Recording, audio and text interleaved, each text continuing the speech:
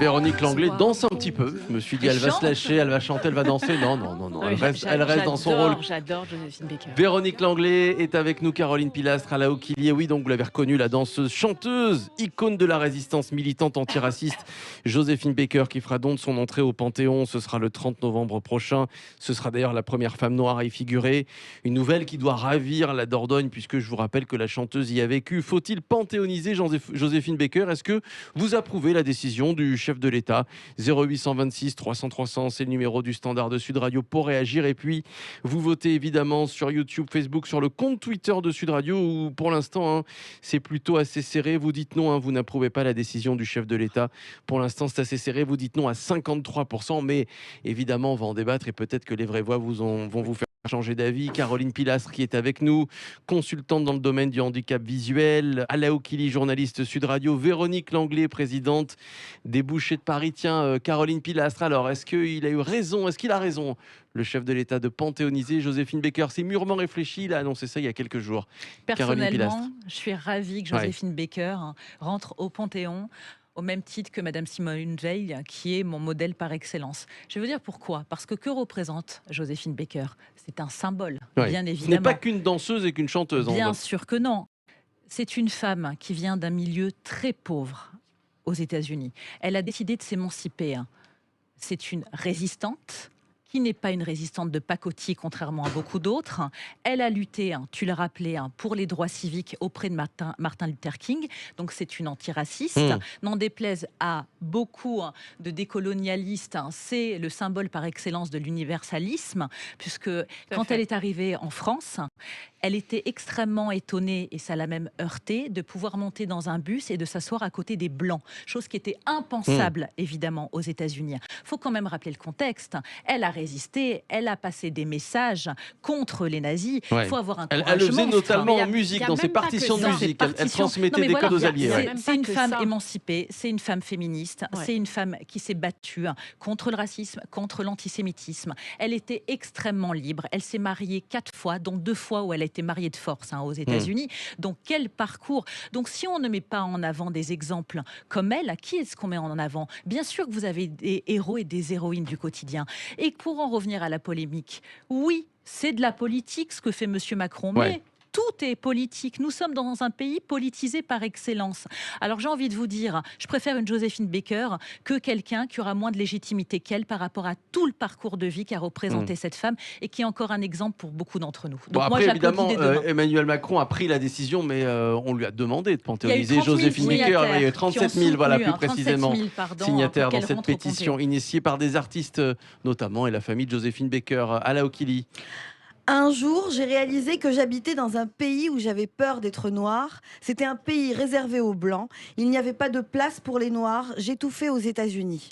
Beaucoup d'entre nous sommes partis, pas parce que nous le voulions, mais parce que nous ne pouvions plus supporter ça. Je me suis sentie libérée à Paris. C'est Joséphine Baker qui a dit ça. Et j'ai choisi de commencer mon intervention par cette citation parce que j'ai lu un président d'une association de défense, de lutte contre la négrophobie, le CRAN, qui disait que cette nomination était en fait la preuve que les Français aimaient bien plus les Noirs quand ils étaient étrangers que quand ils étaient Français. Et j'ai été horrifiée par ces propos parce qu'il m'a semblé en fait qu'il s'inscrivait au contraire dans la tendance de justement ces nouveaux néo-antiracistes qui ne sont pas des antiracistes, à savoir qu'ils n'aimaient pas les gens de couleur quand ils n'étaient pas d'accord avec leur idéologie. Et je voudrais ajouter que oui, comme toi, Caroline, je pense que c'est une décision politique, et bien sûr que tout est politique. Mais j'ai un petit pincement au cœur quand je pense justement à Joséphine Baker, qui était effectivement le symbole de l'universalisme, et qu'elle soit utilisée pour sa couleur de peau, c'est un peu aussi la réduire à sa couleur de peau, alors qu'elle était tellement plus que ça. Et j'en veux pour preuve que la ministre de la Citoyenneté, Marlène Schiappa, a tweeté hier pour célébrer cette annonce de panthéonisation par Emmanuel Macron. Merci Emmanuel Macron d'avoir accepté cette demande du monde de la culture de faire entrer Joséphine Baker au Panthéon. Cette grande femme naturalisée française et militante antiraciste, il sera la première artiste de musical hâte. Qu'est-ce qui vous choque là-dedans? Moi, ce qui me choque, c'est qu'à aucun moment on ne mentionne le terme résistante. C'est complètement fou. Mm. Ce qui la lie le plus, justement, à l'histoire de France, et ce qui mérite le plus qu'elle entre au Panthéon où, où est inscrit aux grands hommes la patrie C'est sa reconnaissante, résistance, c'est vrai. c'est sa résistance. Le combat antiraciste est noble, mais il a distingué à l'étranger. Donc voilà, il y a ces petits détails qui me laissent vraiment triste, d'autant plus, et je finis là-dessus très rapidement, que je suis très attachée au combat qui consiste à lutter contre l'inégalité mémorielle, parce que je le rappelle, on a énormément de femmes qui ont été résistantes, qui sont quasi invisibles.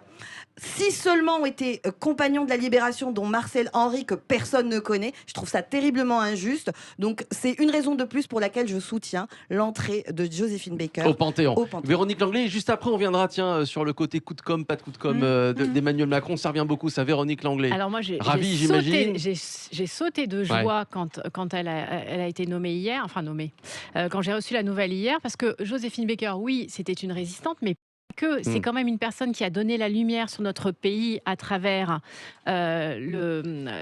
l'architecture, à travers le spectacle.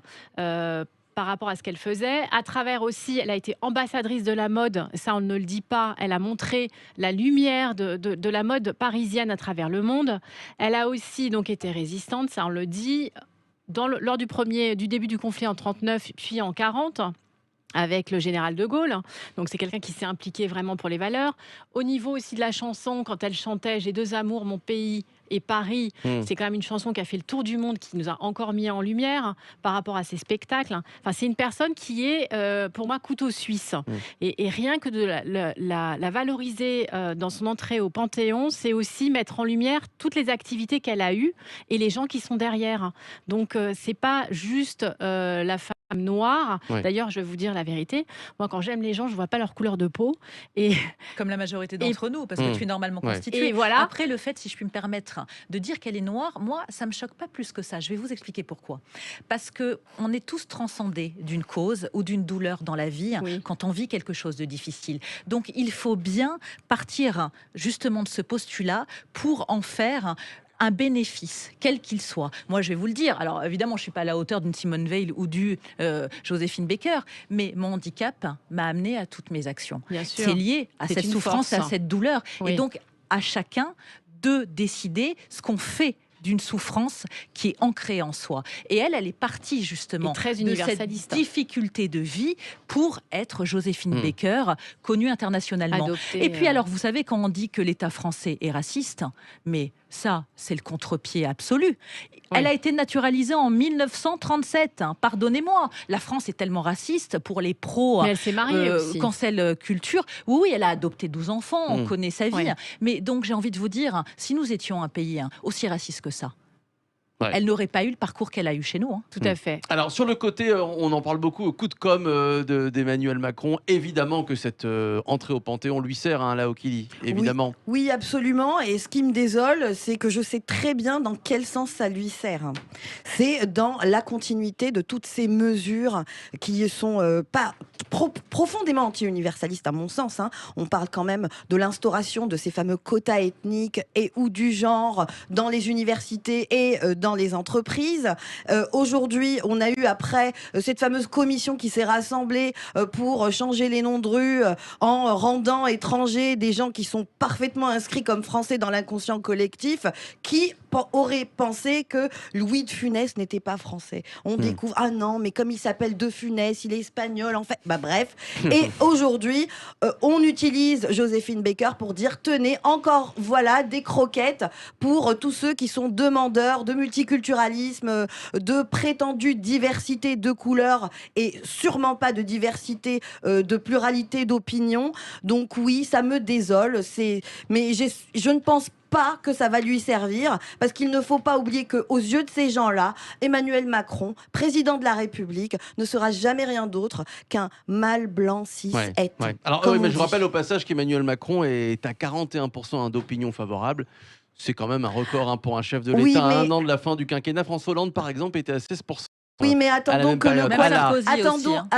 le quoi qu'il en coûte s'arrête et C'est il vrai, s'arrête c'est en vrai. septembre et on va rigoler. Et je rappelle que la loi, la réforme de l'assurance retraites. chômage rentre en application en octobre. Et moi, je verrais bien le Bon. JDD me dire à combien de Bon. sympathie est monsieur le On président en de la reparlera dans quelques semaines. On vous posait cette question. Emmanuel Macron a-t-il raison de faire entrer Joséphine Baker au Panthéon?